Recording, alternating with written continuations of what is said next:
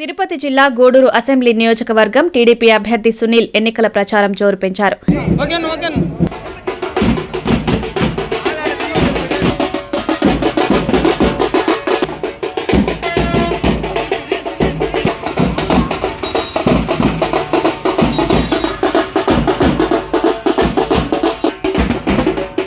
అధికార party sitting MLA వరప్రసాద్కు ticket లభించకపోవడంతో ఆయన అనుచర వర్గం ఆగ్రహంతో ఉంది.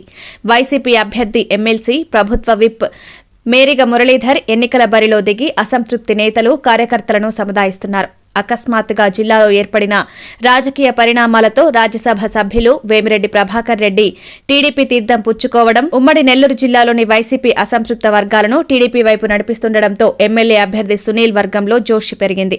ఇక గూడూరు నియోజకవర్గ ఎమ్మెల్యే అభ్యర్థి సునీల్ విజయం కోసం ఆయన సతీమణి సంధ్యారాణి గడప గడపకు తిరుగుతూ సూపర్ 6 పథకాల కరపత్రాలను అందిస్తూ ఓట్లు వేసి గెలిపించాలని కోరుతోంది.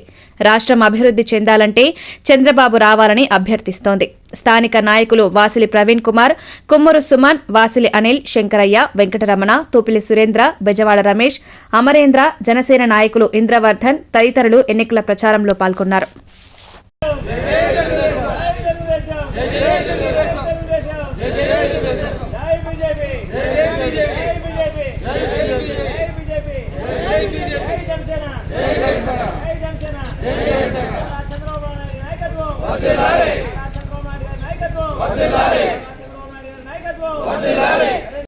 బాబు షోటి భవిష్యత్తు గ్యారంటీ కార్యక్రమంలో భాగంగా మన నియోజకవర్గ అభ్యర్థి పాసం సునీల్ కుమార్ గారు సతీమణి సంధ్యారాణి గారికి చేయడం జరిగింది.